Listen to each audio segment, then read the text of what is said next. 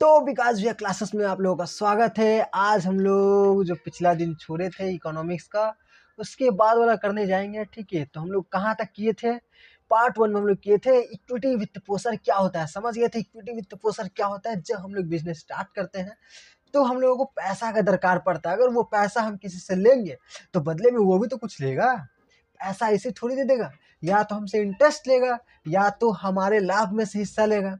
ठीक, तो अगर हमारे लाभ में से हिस्सा ले रहा है, हमारे कंपनी का मालिक हो रहा है, लाभ में से हिस्सा कौन लेता है? जो मालिक होता है वही लेता है। तो उसको भी हम अपना कंपनी में मालिक बना रहे हैं। तो ये होता है इक्विटी वित्त पोषण। फाइनेंस किससे द्वारा? इक्विटी के द्वारा क्या हो रहा है? फाइनेंसिंग मिल रहा है हम लोग को। आगे हम लोग पढ़ते हैं। देखो इक्विटी वित्त पोषण के लाभ और नुकसान क्या है। तो इक्विटी वित्त पोषण के लाभ क्या है कि लाभ तो ये है कि पूंजी की उपलब्धता हो जाती है। भाई कंपनियां बिना ऋण लिए बड़ी मात्रा में क्या करती है? धन जुटा सकती है, जिससे उनके विस्तार और अनुसंधान और विकास की जरूरतें पूरी हो सकती है। उसके बाद कोई पुनर्भुगतान दायित्व तो नहीं, यहाँ पर कोई तुमको नहीं कि पक्का तुमको चुकाना ही होगा। ऋण के विपरीत उधार चुकाना जरूरी नहीं है। ऋण के विपरीत इक्विटी निवेश पर ब्याज या निश्चित समय पर भुगतान करने की बाध्यता नहीं होती, जिससे कंपनी पर वित्तीय दबाव नहीं बनता है, कम बनता है। ठीक है, इसके बाद है जोखिम साझेदारी। इक्विटी निवेशक कंपनी के जोखिम और लाभ में भागीदारी होते हैं, जिससे व्यवसाय पर वित्तीय संकट का बोझ कम हो जाता है। ठीक है, तो ये हटेगा नहीं। इसके बाद देखो कोई ब्याज भुगतान नहीं, कंपनियों को निवेशकों को ब्याज नहीं चुकाना पड़ता, जिससे कि नकदी प्रवाह पर सकारात्मक प्रभाव पड़ता है। और क्या है? दीर्घकालिक स्थिरता। तो इक्विटी निवेशक आमतौर पर दीर्घकालिक होते हैं, लॉन्ग टर्म के लिए पैसा देते हैं कि स्टार्टिंग में नहीं देखना कि कमा रहा है कि नहीं कमा रहा है। लॉन्ग टर्म विजन होता है उन लोगों का। जो भी इन्वेस्टमेंट करते हैं, जो भी बड़े इन्वेस्टर्स होते हैं, उनका विजन जो होता है लॉन्ग टर्म का होता है कि आज 5 साल नहीं 10 साल, 10 साल बाद 20 साल बाद ये कंपनी कहाँ जाएगी। 1 साल नहीं 1-2 साल के बारे में सोचते नहीं है। ठीक है, पैसा लगा छोड़ दिए, 10 साल बाद 20 साल बाद कहाँ जाएगी कंपनी ये। ठीक है, जिससे कंपनी को अस्थायी विकास और सफलता के लिए समर्थन मिलता है। और ये जो होते हैं बड़ी सारी कंपनियों में फाइनेंस दे रहे थे, तो ये इनका पास अनुभव होता है और कंपनी को रणनीति निर्णयों में मार्गदर्शन भी देते हैं, जिससे व्यवसाय को आगे बढ़ने में मदद मिलती है। ठीक है, बैलेंस शीट में मजबूती होती है। इक्विटी वित्त पोषण से कंपनी की बैलेंस शीट मजबूत होती है, क्योंकि इसमें ऋण दायित्व तो शामिल नहीं होता है। आपके पास माने बैलेंस शीट में दिखाया जाता है कि आपके पास इतना पैसा है, आपने इतना कैपिटल लगाया है। ठीक है, आपका कोई लोन नहीं है। जितना एसेट कितना हो क्या होगा, जितना कैपिटल ज़्यादा होगा एसेट आपका मजबूत होगा। लायबिलिटी जितना कम होगा उतना है। अच्छा, लायबिलिटी आप लोग तो आर्ट्स के स्टूडेंट है ना, कॉमर्स वालों को समझ में आएगा। तो बैलेंस शीट क्या होता है ये लोग कॉमर्स वाले बनाते हैं। ठीक है, तो बैलेंस शीट अपने दोस्त से पूछना जो कॉमर्स में है, बैलेंस शीट क्या होता है वो आपको बता देंगे। बैलेंस शीट माने एक कागज़ में आपका पूरा कंपनी का लिखा जोखा होता है कि आपने कितना पैसा लगाया है, कितना आपका सामान है, कितना अपने का उधार है, सारा उसमें दिया रहता है। ठीक है, उसके बाद देखो इक्विटी वित्त पोषण के नुकसान। तो नुकसान क्या है कि स्वामित्व में कमी। आप भले अपना लाख करोड़ रुपया लगाइए, बिजनेस स्टार्ट कीजिए, लेकिन लाभ आपको ही मिलना चाहिए। ऐसा इंसान का फितरत होता है, वो लाभ किसी को देना नहीं चाहता है। ठीक है, तो बड़ा ज़्यादा नुकसान होता है जब इतना पैसा कमाए, 1 करोड़ 2 रुपया 2 करोड़ कमाए, उसमें से क्या करना होगा? उसको भी लाभ देना होगा। 40 लाख 60 लाख रुपया उसको देना होगा, काहे कि वो भी तो मालिक है। अब उसको पैसा उठा के देने में थोड़ा दिक्कत होगा, क्योंकि मेहनत तो आपकी है सारा। वो क्या किया? खाली पैसा लगाया है बस। अब पैसा लगाने के लिए इतना पैसा उसको मिलेगा। आपका सारा मेहनत, आपका सारा जो दिमाग उमाग, बिजनेस आइडिया वाइडिया सब आपका, और पैसा वो लेगा। तो ये क्या है? एक तो मालिक में कमी हो जाती है। अगर मालिक में कमी आ गया तो नियंत्रण आपका बिजनेस पे थोड़ा कम हो सकता है, क्योंकि मालिक वो भी है। अब आप अपने हिसाब से सारा काम नहीं कर पाइएगा, वो भी आपको टोकेगा, ये क्या कर रहा है, मालिक हम भी है, तुम मुझसे पूछे भी नहीं ऐसा काम कर दिया क्या किया। ठीक है, तो ओनरशिप बढ़ जाता है। ठीक, लाभ का बंटवारा। तो लाभ का बंटवारा तो होगा ही, मालिक वो भी है, तो लाभ का बंटवारा होता है। इक्विटी निवेशक कंपनी के मुनाफे में हिस्सेदार होते हैं, जिससे मौजूदा मालिकों को अपने लाभ का एक हिस्सा त्यागना पड़ता है। बड़ा दुख का काम है लाभ को त्यागना। उसके बाद है नियंत्रण की हानि। एक निवेशकों के आने से कंपनी के नियंत्रणों में बाहरी दखल बढ़ सकता है, जिससे संस्थापकों की स्वतंत्रता सीमित हो जाती है। तो इसीलिए ये जो पॉइंट है नियंत्रण की हानि, इसीलिए बहुत जन क्या करता है, ये फाइनेंस, इक्विटी फाइनेंस लेना प्रेफर नहीं करता है। काहे कि अभी तक वो स्वतंत्र था, जब तक वो अपना पैसा लगाया था या फिर उधार का पैसा लगाया था, उसका ऊपर डिपेंड करता था उसको क्या करना है, दाम कितना रखना है सामान का, कैसे क्या करना है। अगर जैसे दूसरा कोई आ गया कंपनी में, वो बोले कि दाम बढ़ाओ, ये करो वो करो, ठीक, तो उसका भी बात सुनना पड़ता है। तो यही एक मालिक का असली पहचान यही है कि किसी का कंट्रोल में नहीं रहना चाहता मालिक, ठीक, वो अपना स्वतंत्र डिसीजन लेना चाहता है। तो आप लोग भी होंगे मालिक की कैटेगरी का कि आप लोग भी अपना स्वतंत्र डिसीजन लेना चाहते होंगे, ठीक है। तो आप किसी के नियंत्रण में रहना पसंद नहीं है आप लोगों को। उसके बाद लाभांश दायित्व है। यदि कंपनी के लाभ कमा रही है तो उसे अपने शेयर धारकों को लाभांश देना पड़ सकता है, जिससे नकदी प्रवाह प्रभावित हो सकता है। कि ये भी है कि लाभांश दायित्व, प्रॉफिट हुआ आपका कंपनी, आप सोचें कि जितना प्रॉफिट हुआ हम उस प्रॉफिट को और कंपनी में लगा देंगे ताकि कंपनी और ग्रो कर सके, लेकिन वो बोलेंगे ना मेरा लाभ लो, वो कहे कि वो पैसा दिया उसको लाभ चाहिए, ठीक, तो वो क्या कर रहा है, पैसा लेगा। मूल्यांकन की जटिलता। इक्विटी वित्त पोषण के लिए कंपनी के मूल्य का सही आकलन करना मुश्किल होता है, जिससे निवेशकों और मालिकों के बीच असहमति बन सकती है। तब कंपनी एक्चुअल में कितना रुपया कमा रही है, ये कंपनी, ये इक्विटी धारकों को कैसे पता चलेगा, ये कितना लाभ कमाई, ये कागज पे दिखा दी कि नहीं हम लाभ कितना कमाए, ये लाभ कमी 5 करोड़ दिखा रही कागज पे 1 करोड़, अब उसमें तो इन लोग को 20 लाख, इसको 30 लाख, इसको 40 लाख दे दिया, ठीक है, ये लाभ कम करके भी दिखा सकता है। तो इसके लिए होता है ऑडिटर। ऑडिटर लोग जो सीए वगैरह लोग होते हैं वो ऑडिटर बनते हैं, ठीक, सीए भी जो बिकम करते हैं वो करते हैं। सीए का अलग से एग्जाम होता है, आप लोग भी जा सकते हैं, सीए कर सकते हैं, ठीक है, सीए में यही सब है, ठीक। तो अगर किसी कम ऑडिटर चेक करता है, बड़ा बढ़िया ऑडिटर चेक करता है कि इसमें कोई क्या है, खराबी तो नहीं है, ये अपना लाभ कम करके तो नहीं दिखाया है, तो बड़ा अच्छा प्रोफेशनल काम होता है वाला ऑडिटर वाला। उसके बाद बाजार अस्थिरता का प्रभाव।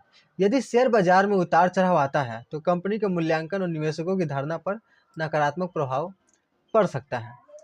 तो बाजार अस्थिरता, समय लेने वाली प्रक्रिया, ये क्या है, समय लेने वाली प्रक्रिया है कि इक्विटी निकालेंगे, इक्विटी को क्या करेंगे, इक्विटी को देंगे, ठीक, तो नॉइज आ सकता है। अभी सुबह का टाइम है, अगल बगल नॉइज ज़्यादा होता है, तो नॉइज आ सकता है वीडियो में, आप लोग वीडियो पे ध्यान देंगे, नॉइज पे ध्यान नहीं देंगे। तो समय लेने वाली प्रक्रिया है, इक्विटी जुटाने के लिए थोड़ा लंबा समय लग जाता है। इक्विटी को आपको निकालना होगा, उसको मार्केट में देना होगा, फिर कोई आपका इक्विटी खरीदेगा भी कि नहीं, ये भी दिक्कत की बात है। कोई आपको फाइनेंस कह देगा, आपकी कंपनी में दम होगा तब तो आपको फाइनेंस देगा, कंपनी में दम नहीं रहा, आपके आइडिया पे दम नहीं रहा, तो फाइनेंस नहीं मिलेगा।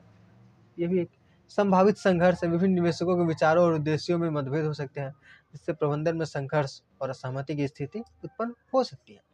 इसके बाद आते हैं ऋण वित्त पोषण, ऋण इक्विटी वित्त पोषण के बीच मुख्य अंतर। ये सब इंपॉर्टेंट क्वेश्चन होता है, अंतर जो है, अंतर इंपॉर्टेंट क्वेश्चन हो जाता है, ठीक है। तो देखो पूंजी का स्रोत, तो यहाँ पे जो आप लोग कैसे लिखिएगा एग्जाम में, एक कॉलम बनाइएगा, इधर ऋण वित्त पोषण, इधर इक्विटी वित्त पोषण। तो आप लोग सोचिए अभी कि इक्विटी वित्त पोषण और ऋण वित्त पोषण में क्या क्या अंतर है। तो पूंजी का स्रोत, पूंजी का स्रोत, इसमें क्या है, ऋण वित्त पोषण में कंपनी उधार लेकर पूंजी प्राप्त करती है, जिसे ब्याज सहित चुकाना पड़ता है, ठीक है, ये हो गया इस तरफ। और उसके बाद इक्विटी वित्त पोषण में लिखेगा, इसमें कंपनी अपने शेयर बेचकर पूंजी जुटाती है, जिससे निवेशकों को स्वामित्व मिलता है, ठीक है, पूंजी का स्रोत हो गया, आसान सा। पुनर्भुगतान का दायित्व, तो ऋण वित्त पोषण में क्या होता है, इसमें निश्चित समय के भीतर ऋण चुकाना होता है, लेकिन इक्विटी वित्त पोषण में क्या होता है, पूंजी पर किसी तरह का पुनर्भुगतान का दायित्व नहीं होता है। लाभ होगा तो वो पैसा लेंगे, लाभ होगा तो वो पैसा नहीं लेंगे। स्वामित्व और नियंत्रण, ऋण वित्त पोषण में उधारकर्ता अपने व्यवसाय का पूरा नियंत्रण बनाए रखता है, ठीक, और इक्विटी वित्त पोषण में स्वामित्व कम हो जाता है और निवेशकों को निर्णय का अधिकार मिल जाता है। जो पैसा लगाया है उसको निर्णय का अधिकार मिल जाता है कि इस कंपनी में क्या क्या होगा, वो भी सोच सकते हैं, ठीक। कर लाभ, तो कर लाभ क्या, देखो यहाँ पे एक, ये आप लोग सुने होंगे कि ये एप्पल का फाउंडर कौन है, एप्पल का मालिक कौन है, एप्पल का विंडोज का मालिक का नाम क्या था, जो भी था, छोड़ो छोड़ो छोड़ो, हटाओ, आगे पढ़ते हैं कर लाभ, ठीक, कर लाभ क्या है? तो ऋण वित्त पोषण में ब्याज भुगतान पर कटौती, कर कटौती का लाभ मिलता है। इक्विटी वित्त पोषण में लाभांश भुगतान पर कोई कर लाभ नहीं मिलता। तो कर लाभ, ऋण वित्त पोषण में ब्याज भुगतान पर कर कटौती का लाभ मिलता है। इक्विटी वित्त पोषण पर लाभांश भुगतान पर कोई लाभ नहीं मिलता। तो देखो, कर में, ऋण वित्त पोषण में क्या होता है? टैक्स आता था। टैक्स में हम आपको दिखा दिए कि हम इतना उधार भी तो चुका है अपना, यहाँ से टैक्स इतना हटा दीजिए, तो वो हटा देता था कर लाभ, वहाँ पे हम लोग को थोड़ा फायदा मिलता था। लेकिन इक्विटी वित्त पोषण में क्या होता है? हम लोग को टैक्स से कोई छुटकारा नहीं मिलता है। आप नहीं बता सकते कि उसको इतना लाभ दिया, उसको इतना लाभ दिया, टैक्स कम करिए, नहीं, ऐसा नहीं होता। ठीक, लाभ का बंटवारा होता है, जोखिम स्तर। अच्छा, लाभ का बंटवारा, ऋण वित्त पोषण में कंपनी को अपने मुनाफे का हिस्सा ऋणदाताओं को नहीं देना पड़ता है, लेकिन इक्विटी वित्त पोषण में निवेशकों को कंपनी के लाभ में हिस्सा मिलता है। देखो, जो इक्विटी खरीदते हैं उनको वित्त पोषण निवेशक कहा जाता है। वो लोग क्या है? इन्वेस्टर्स है। ठीक है, इन्वेस्टर्स जो आपकी कंपनी में पैसा लगा रहे हैं। और वो लोग क्या है? जो आपको ऋणदाता, जो आपको ऋण दे रहे हैं। ऋण माने उधार दे रहे हैं, ऋणदाता। ये कौन देता है? यूजुअली बैंक देता है। और भी कई सारा तरीका है, आगे हम लोग पढ़ेंगे, स्टॉक, बॉन्ड। ठीक है, तो देखो, जोखिम स्तर क्या होता है? ऋण वित्त पोषण में ऋणदाता के लिए जोखिम कम होता है, क्योंकि उन्हें ब्याज और मूलधन वापसी की गारंटी होती है। ऋण वित्त पोषण में क्या होता है? ऋणदाता के लिए जोखिम कम होता है, क्योंकि उन्हें ब्याज और मूलधन वापसी की गारंटी होती है। इक्विटी वित्त पोषण में निवेशक अधिक जोखिम उठाते हैं, क्योंकि उनका रिटर्न कंपनी के प्रदर्शन पर निर्भर करता है। तो जो पैसा उधार में दे रहे हैं उनके ऊपर क्या है? जोखिम कम है। काहे कि कुछ हो चाहे ना हो, तुमको कंपनी बेच के पैसा देना होगा, लेकिन मेरा पैसा चुकाना होगा ब्याज के सहित।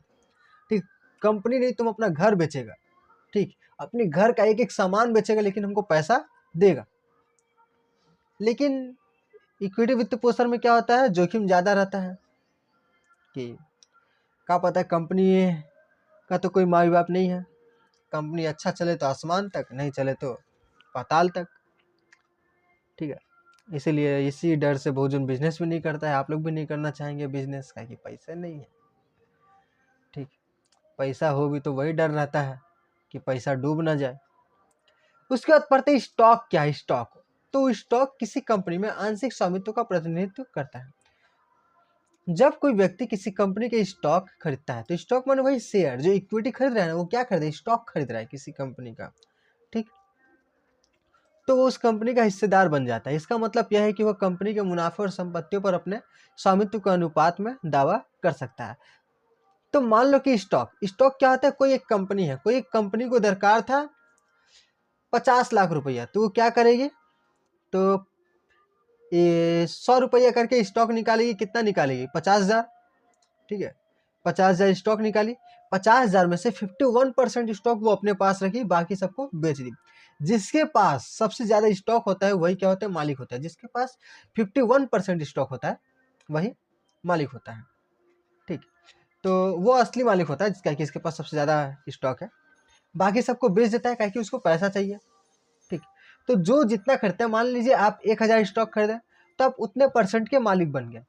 कोई 2,000, कोई 10,000, कोई 50,000, कोई 20,000 खरीदा, तो वो उतने परसेंट का मालिक बन गया। ठीक है, तो आप लोगों को समझ में आया स्टॉक क्या है? तो स्टॉक धारकों को कंपनी के प्रदर्शन के आधार पर लाभांश के रूप में आय प्राप्त हो सकता है। तो जो स्टॉक लिया है, कंपनी अच्छा प्रदर्शन करेगी, अच्छा उसको लाभ होगा, तो लाभ का हिस्सा उसको ही मिलेगा। कंपनी 1,00,000 रुपया मुनाफा की, तो उसके परसेंटेज से उतना मिल जाएगा। कंपनी 10,00,000 रुपया मुनाफा की, तो 10,00,000 के हिसाब से उसको लाभ मिलेगा। तो इसमें थोड़ा फायदा ज़्यादा होता है और रिस्क भी होता है। ठीक है, तो इसलिए कंपनी को चुन चुन के लगाना पड़ता है कि ये कंपनी अच्छा है, ये कंपनी खराब है। ठीक, तो लेकिन यदि कंपनी को नुकसान होता है, तो निवेशकों को भी नुकसान उठाना पड़ सकता है। स्टॉक की कीमतें बाजार में विभिन्न आर्थिक, वित्तीय और व्यावसायिक कारकों के कारण उतार चढ़ाव करती रहती है। तो स्टॉक आगे ऊपर नीचे होते रहता है। बॉन्ड क्या है? तो बॉन्ड एक वित्तीय साधन है, जो किसी संस्था, सरकार, निगम या अन्य संगठन द्वारा पूंजी जुटाने के लिए जारी किया जाता है। यह एक प्रकार का ऋण होता है। तो बॉन्ड क्या? एक तरह का ऋण है, जो कि कौन जारी करता है? ये संस्था जारी करता है, जैसे सरकार, निगम या कोई संगठन जारी करता है। ठीक है, सरकार को अगर पैसा का दरकार है, तो वो क्या जारी करेगी? बॉन्ड जारी करेगी। ठीक है, बॉन्ड खरीदेगी, बॉन्ड के ऊपर क्या देगी? बॉन्ड के ऊपर वो ब्याज देगी। क्या कि उधार है, उधार ले रही है सरकार, आपसे उधार ले रही है सरकार। अगर आप बॉन्ड खरीद रहे हैं, मतलब कि आप सरकार को उधार दे रहे हैं। ठीक है, सरकार को उधार दे रहे हैं। जिसमें निवेशक बॉन्ड जारीकर्ता को एक निश्चित समय के लिए धन उधार देता है और बदले में एक निश्चित परिवर्तनीय ब्याज दर पर भुगतान प्राप्त करता है। ठीक है, तो बदले में उसको क्या मिलेगा, उसको ब्याज मिलेगा। बॉन्ड की परिपक्वता अवधि पूरी होने पर जारीकर्ता बॉन्ड धारकों को मूलधन लौटाता है। बॉन्ड सुरक्षित निवेश माने जाते हैं क्योंकि इनमें स्थिर आय होती है।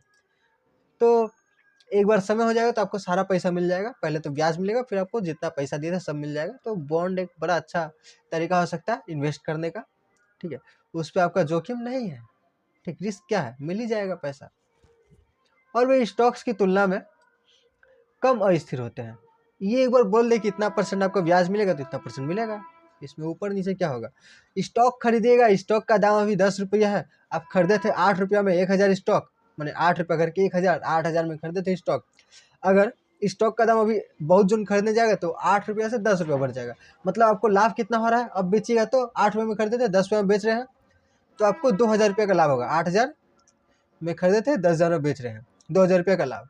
ठीक, और दाम बढ़ सकता है, 50 रुपये भी जा सकता है। ठीक है, 8 रुपये में खरीदते 50 रुपया भी जा सकता है, बहुत जाता है स्टॉक में।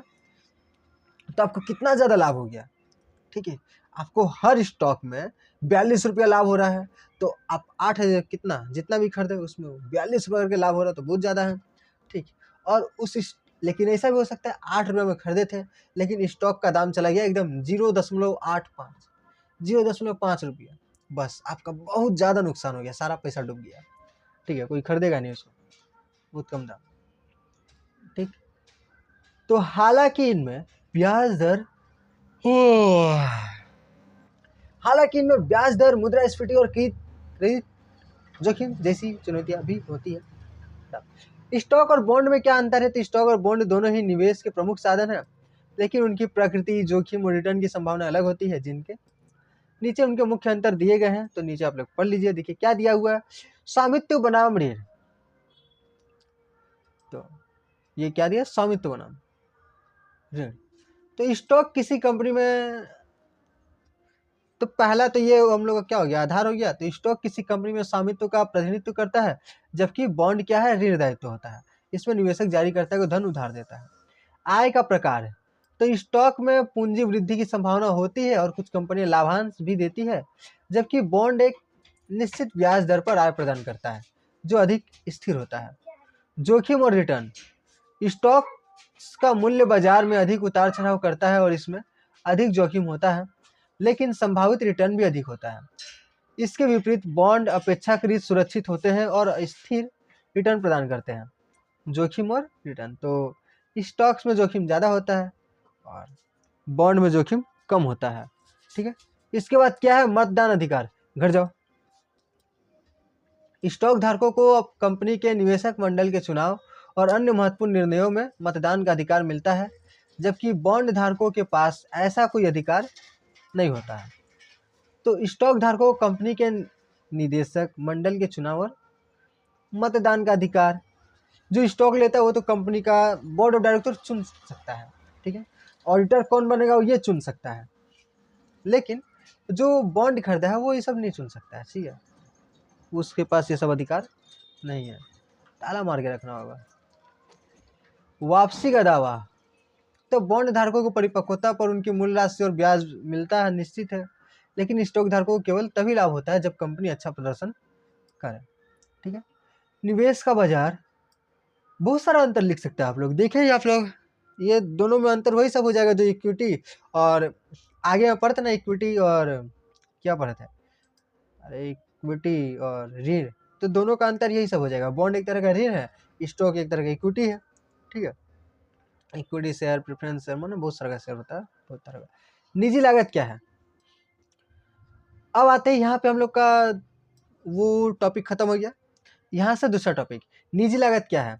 तो अगर निजी लागत वह खर्च है जो कि कंपनी को चलाने के लिए आप अपने पैसे से क्या कर रहे हैं, कंपनी चला रहे हैं, आपका पैसा, उसको बोलते हैं निजी लागत। ठीक है, आपका क्या खर्च हो रहा है। ठीक है, निजी लागत वह खर्च होता है जो किसी व्यक्ति या कंपनी को किसी वस्तु या सेवा के उत्पादन के लिए वहन करना पड़ता है। इसमें जैसे कच्चा माल, मजदूरी और अन्य खर्च शामिल होता है। ये थोड़ा सा एनवायरनमेंट से रिलेटेड टॉपिक है।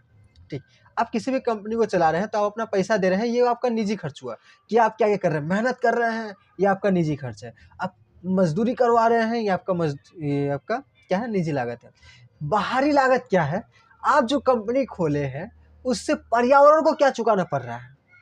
ठीक, तो बाहरी लागत वह होता है जो किसी व्यक्ति या फर्म की गतिविधियों से समाज या अन्य लोगों को प्रभावित करती है, जैसे प्रदूषण, ध्वनि या अन्य नकारात्मक प्रभाव जिनका भुगतान वह व्यक्ति या फर्म करता है।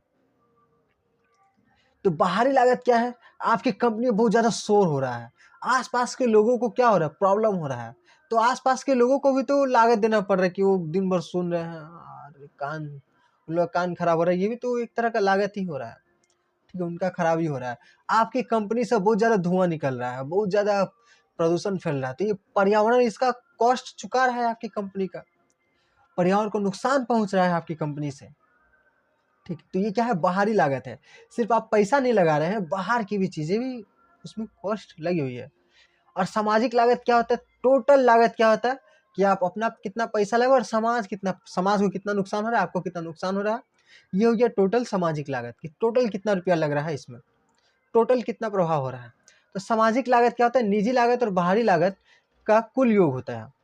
इसमें उत्पादन या उपभोग से होने वाली सभी प्रत्यक्ष और अप्रत्यक्ष प्रभाव शामिल होते हैं, जैसे प्रदूषण या स्वास्थ्य पर असर।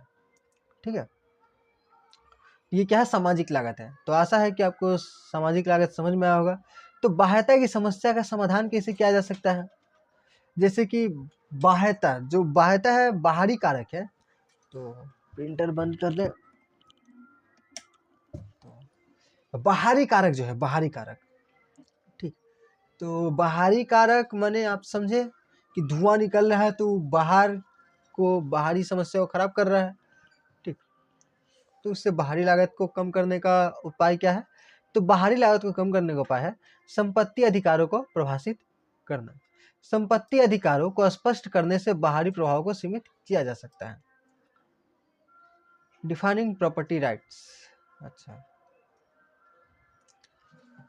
तो ये आंसर पूरा अच्छा से नहीं लिखा हुआ, छोटा सा लिखा हुआ है, आप मैंने बढ़िया से इसको लिखना चाहिए था। उसके बाद एक कर लगाना। अगर आप लोग ऐसे काम पे कर लगा देंगे, ठीक है, सरकार ऐसे काम पे कर लगा दी जहाँ से धुआं बहुत ज़्यादा निकल रहा है, ठीक, तो बहुत कम जन उस काम को करेगा। ठीक है, क्योंकि उसका टैक्स ज़्यादा है, लाभ कम होगा उस काम में, तो उस काम को करना नहीं चाहेगा। नकारात्मक बाध्यता को कम करने के लिए सरकार उन वस्तु या सेवाओं पर कर लगाती है जो पर्यावरण को नुकसान पहुंचाते हैं, जैसे प्रदूषण कर, टैक्स प्रदूषण कर भी होता है एक तरह का। ठीक है, सब्सिडी, सकारात्मक बाध्यता को बढ़ाने के लिए सरकार लाभकारी गतिविधियों पर सब्सिडी देती है, जैसे जैविक खेती या शिक्षा को बढ़ावा देना। तो कुछ ऐसे काम है जो कि बाध्यता को अच्छा भी करता है, जैसे पढ़ाना, ये क्या है, समाज के लिए अच्छा काम कर रहा है, सकारात्मक बाध्यता है, ये समाज को अच्छा कुछ सिखा रहा है। ठीक है, जैविक खेती हो रहा है, ये क्या है, समाज के लिए अच्छा है। ठीक, प्रदूषण निकल रहा है, समाज के लिए खराब है।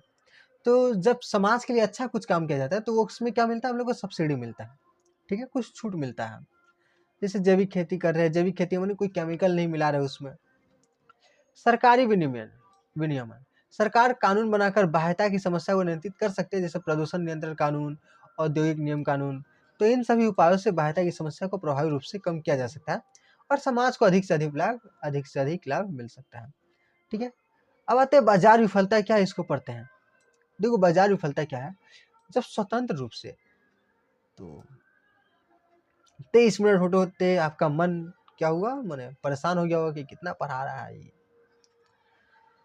तो कुछ किया नहीं जा सकता, पढ़ना होगा, एग्जाम है। ठीक है, एग्जाम है, पढ़ लीजिए आप लोग। जब स्वतंत्र रूप से संचालित होने वाला बाजार संसाधनों का सही ढंग से आवंटन नहीं कर पाता और समाज के आर्थिक व सामाजिक कल्याण में कमी आ जाती है, तो इसे बाजार विफलता कहा जाता है। इससे मांग और पूर्ति में असंतुलन पड़, तो क्या होता है बाजार विफलता, जो स्वतंत्र रूप से संचालित होने वाला बाजार संसाधनों का सही ढंग से आवंटन नहीं कर पाता। जब स्वतंत्र रूप से संचालित होने वाला बाजार संसाधनों का सही ढंग से आवंटन नहीं कर पाता और समाज के आर्थिक व सामाजिक कल्याण में कमी आ जाती है, तो इसे बाजार विफलता कहा जाता है। इससे मांग और पूर्ति में असंतुलन, पर्यावरण क्षति और निजी लाभ को अधिक प्राथमिकता देने जैसी समस्याएं शामिल होती है। तो बाजार विफलता क्या होता है,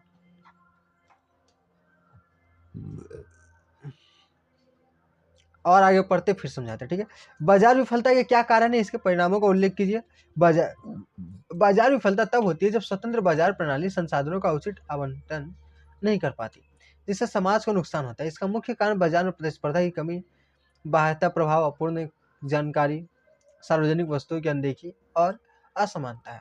देखो, बाजार विफलता क्या है कि आप लोग किसी चीज को रोक लिए, आप बेच रहे हैं किशमिश, ठीक है, वो आपका ही हाथ में है।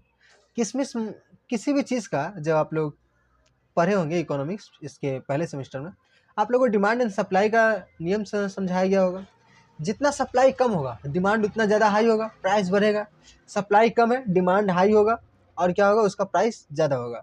प्राइस ज़्यादा होने से आप ही क्या कर रहे हैं, किशमिश का सप्लाई कर रहे हैं, तो आप किशमिश तो ख़राब होगा नहीं, माने जल्दी तो ख़राब होगा नहीं। आप क्या किए, बहुत सारा जो स्टॉक है रोक के रख दिए, थोड़ा सा स्टॉक निकाले, थोड़ा सा स्टॉक निकाले, डिमांड हाई है, प्राइस क्या होगा, ज़्यादा होगा, आपको ज़्यादा लाभ मिलेगा। फिर थोड़ा सा स्टॉक निकाले, फिर थोड़ा सा स्टॉक निकाले, क्या होगा, आपका लाभ क्या होगा, ज़्यादा मिलेगा, ठीक। तो अगर आप ऐसा कर रहे हैं तो ये बाजार विफलता है, ठीक है, मार्केट फेल्यूर है। ये मार्केट में सही तरीके से काम नहीं हो रहा है। आपको जितना डिमांड है उतना सप्लाई देना होगा, ठीक है। आप अपने निजी लाभ के लिए किसी का नुकसान नहीं कर सकते हैं, ठीक है, ऐसा होता है बाजार में। इसके बाद तो इसके कारण क्या है, ऋण बाह्यता। जब किसी आर्थिक गतिविधि को समाज के हानि होती है लेकिन उत्पादक या उपभोक्ता को इसका कोई सीधा नुकसान नहीं होता। उदाहरण धूम्रपान, औद्योगिक कचरा।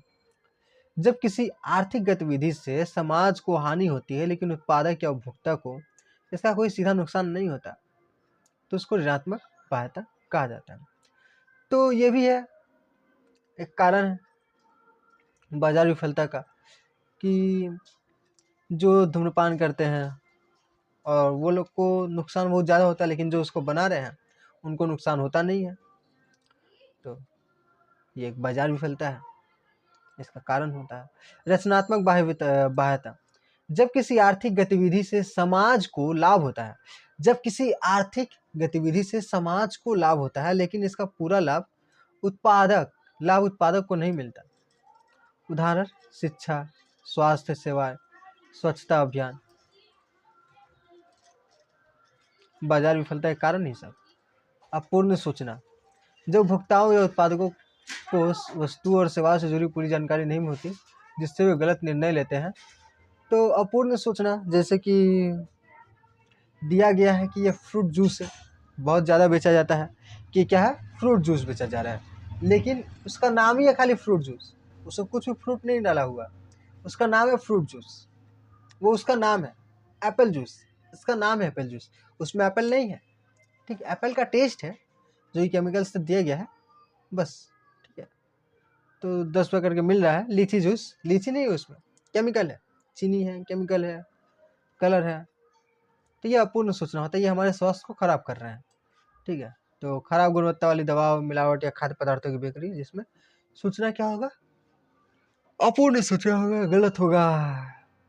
सुबह सुबह ऐसा ही मूड रहता है, तो नींद में आता है। आगे देखते हैं, सार्वजनिक वस्तुओं की कमी। निजी क्षेत्र केवल उन्हीं वस्तुओं का उत्पादन करता है जिनसे लाभ कमाया जा सकता है, लेकिन सार्वजनिक वस्तुएं जैसे सड़क, पार्क, स्ट्रीट लाइट का उत्पादन कम होता है। तो निजी क्षेत्र केवल उन्हीं वस्तुओं का उत्पादन करते हैं जिनसे लाभ कमाया जा सकता है, लेकिन सार्वजनिक वस्तुओं जैसे सड़क, पार्क, स्ट्रीट का उत्पादन करते हैं जिससे कि उनको लाभ कम होता है। पब्लिक गुड्स को, जो चीज़ जरूरी नहीं है उनको ही बनाना पड़ता है, सड़क, स्ट्रीट। तो इससे बाजार विफलता शायद आता होगा, कुछ भी होता होगा। बाजार विफलता के कारण एकाधिकार भी है। जब किसी एक कंपनी का बाजार में पूरा नियंत्रण हो जाता है तो वो वस्तुओं की कीमतें को मनमाने ढंग से बढ़ा देता है। जैसे पेट्रोलियम की कंपनी, सोशल मीडिया प्लेटफॉर्म लोग बढ़ा देता है, क्या कि वो एकाधिकार है, यूट्यूब का एकाधिकार है, इंस्टाग्राम का एकाधिकार है अपना रील्स पे। तो संसाधनों की गतिहीनता। जब श्रमिक या पूंजी एक सेक्टर से दूसरे में आसानी से नहीं जा सकते, जिससे बेरोजगारी बढ़ती है। उदाहरण के लिए, यदि किसी उद्योग में गिरावट आ जाए, वहाँ काम करने के लिए लोग तुरंत नई नौकरी नहीं पा सकते। तो ये सब है आर्थिक असमानता। ये सब तो आपको पता ही है, आर्थिक असमानता क्या होता है। जब अमीर वर्ग बहुत ज्यादा अमीर हो जाए, गरीब वर्ग बहुत ज्यादा गरीब हो जाए, तो वो क्या होता है, आर्थिक असमानता। उसके बाद देखते हैं बाजार विफलता के परिणाम। इससे परिणाम क्या होता है, ज़्यादा नहीं है, बस हो ही गया है। ठीक, बस और 2 क्वेश्चन है। ठीक, तो बाजार विफलता का परिणाम क्या होता है, तो ये उतना इम्पोर्टेंट है नहीं, फिर भी पढ़ लो। ठीक है, इम्पोर्टेंट जो सामने का इम्पोर्टेंट था वही सब था इम्पोर्टेंट। तो बाजार विफलता के परिणाम, संसाधनों का गलत उपयोग। तो इससे क्या होता है, संसाधनों का गलत उपयोग होता है। बाजार उन वस्तुओं का उत्पादन अधिक करता है जो लाभदायक होती है, लेकिन जरूरी सेवाओं का उत्पादन कम होता है। विलासिता की वस्तुओं का अधिक उत्पादन और सस्ती दवाओं की शिक्षा और पर कम ध्यान दिया जाता है, काहे कि उन सब पर ज़्यादा लाभ है, इन सब पर कम लाभ है। एकाधिकार का बढ़ना, कंपनियां प्रतिस्पर्धा को खत्म करके उपभोक्ताओं से अधिक कीमत वसूलती है, जिससे आर्थिक असमानता बढ़ती है। ठीक है, हानिकारक वस्तुओं का अधिक उत्पादन, तो शराब, सिगरेट, जंक फूड जैसी वस्तुएं अधिक मात्रा में बढ़ने लगती है, जिससे लोगों का स्वास्थ्य प्रभावित होता है। महत्वपूर्ण सेवाओं की अनदेखी, शिक्षा, स्वास्थ्य और स्वच्छता जैसी सेवाओं को बाजार द्वारा कम महत्व दिया जाता है, जिससे समाज का विकास प्रभावित होता है। मूल्य अस्थिरता, कभी वस्तुओं के दाम बहुत अधिक बढ़ जाते हैं तो कभी बहुत कम हो जाते हैं, जिससे उपभोक्ता और उत्पादकों का नुकसान होता है। सामाजिक लागत में वृद्धि, प्रदूषण, ट्रैफिक जाम और कचरे प्रबंधन जैसी समस्याएं बढ़ती है, जिनका असर पूरे समाज पर पड़ता है। ये है हम लोग का, ये सभी था कि जो नुकसान कैसे होता है किसका, बाजार विफलता का परिणाम क्या क्या होता है। सार्वजनिक वस्तुएं क्या है, थोड़ा बस यही टॉपिक बचा है, सार्वजनिक वस्तु क्या है और निजी वस्तु क्या है। देखो सार्वजनिक वस्तुएं जो कि हम लोग को गवर्नमेंट बना रही है, ठीक, बीएसएनएल की सेवा जो दे रही है वो सार्वजनिक वस्तु है, सभी के लिए है, कम दाम में उपलब्ध कराया जाएगा। रेलवे का टिकट है, सार्वजनिक है, सभी के लिए है। ठीक है, कम से कम प्राइस में उसको रखा जाता है। ठीक है, सार्वजनिक वस्तु अभी भी आपको 20 किलोमीटर लेके चल जाएगा सिर्फ 5 रुपये में, सिर्फ 5 रुपये में 20 किलोमीटर कौन लेके जा रहा है, सार्वजनिक वस्तु। ठीक है, रेल लेके जा रहा है। सार्वजनिक वस्तु वे वस्तु, और ये 5 रुपये भी लेके जाता है फिर भी आप लोग टिकट नहीं खरीदते हैं। ठीक है, तो खरीदना चाहिए। सार्वजनिक वस्तुएं वे वस्तुएं होती है जिनका उपयोग सभी लोग कर सकते हैं, और एक व्यक्ति के उपयोग से दूसरे व्यक्ति के लिए उसकी उपलब्धता कम नहीं होती, कि आमतौर पर सरकार द्वारा प्रदान की जाती है, जैसे सड़क, स्ट्रीट लाइट, राष्ट्रीय शिक्षा और सार्वजनिक पार्क। निजी वस्तुएं क्या होती है, जो निजी वस्तुएं होती है वो कोई व्यक्ति अब किसी के माने खुद उत्पादन करता है, उसको बेचता है, लाभ कमाता है, उनका उपयोग करने से दूसरों की पहुंच पर उस पर खत्म हो जाती है। निजी वस्तु वे वस्तु होते हैं जिन्हें एक व्यक्ति खरीद कर अपने लिए इस्तेमाल करता है, और उनका उपयोग करने से दूसरों की पहुंच उस पर खत्म हो जाती है। ये वस्तु बाजार में बिकती है, जैसे कार, मोबाइल, कपड़े और घर। तो ये सब क्या है, निजी वस्तु, आप खुद खरीदे हैं, आप या फिर खुद बेच रहे हैं। तो सार्वजनिक और निजी वस्तुओं में अंतर क्या है, ये बस लास्ट क्वेश्चन सुन के आप लोगों के चेहरे पर खुशी आ गई होगी। ठीक है, स्माइल आ गया होगा। स्वामित्व और उपयोग, तो ये हम लोग का आधार हो जाएगा, स्वामित्व और उपयोग। तो सार्वजनिक वस्तु में क्या होता है, ये वस्तुएं सरकारी या प्राकृतिक द्वारा सभी लोगों के लिए उपलब्ध कराई जाती है। निजी वस्तु, ये वस्तुएं निजी कंपनी या व्यक्तियों द्वारा बनाई जाती है और केवल खरीदने वाले उपयोग कर सकते हैं। ठीक है, प्रतिद्वंद्विता, सार्वजनिक, इनका उपयोग करने से किसी अन्य व्यक्ति को उपयोग पर असर नहीं पड़ता है, लेकिन एक व्यक्ति के उपयोग करने से दूसरे के लिए वस्तु की उपलब्धता कम हो जाती है। सार्वजनिक वस्तुएं सबके लिए बनाई गई है। ठीक है, जैसे कि राशन मिलता है सबके लिए है, इसका उपयोग करने से दूसरे प्रभाव नहीं पड़ता, लेकिन निजी वस्तु में आप उपयोग कर रहे हैं तो दूसरों को कम मिलेगा। बहिष्करणीय, तो कोई भी इनका उपयोग कर सकता है, इन्हें किसी रोका नहीं जा सकता, लेकिन इसको केवल वे लोग उपयोग कर सकते हैं जो इसको खरीद सकते हैं। ठीक है, जैसे मर्सिडीज है, निजी वस्तु है, आपके पास पैसा है तो खरीदिए, चलाइए। ठीक, सरकार स्कूल में साइकिल दे रही है, चलाइए, नहीं तो वो वाला साइकिल चलाइए। तो ये क्या हो जाएगा, उत्पादन का उद्देश्य। तो सार्वजनिक वस्तु, इनका उद्देश्य होता है समाज की भलाई और समग्र विकास, लेकिन निजी वस्तुओं का क्या होता है, इनका उद्देश्य लाभ कमाना और व्यक्तिगत मांग को पूरा करना होता है। नियंत्रण और निर्णय, इनका उत्पादन सरकार या सार्वजनिक संस्थानों द्वारा किया जाता है, लेकिन इनका उत्पादन निजी उद्यमी या कंपनी द्वारा किया जा सकता है। ठीक है, और जैसे बाद यहाँ पे क्या दिया है, सार्वजनिक वस्तुओं का उदाहरण, राष्ट्रीय सुरक्षा, सड़कें, स्ट्रीट लाइट, सार्वजनिक परिवहन। और निजी वस्तुओं में दिया है कार, मोबाइल, कपड़े, जूते, इलेक्ट्रॉनिक सामान। Tata, bye bye.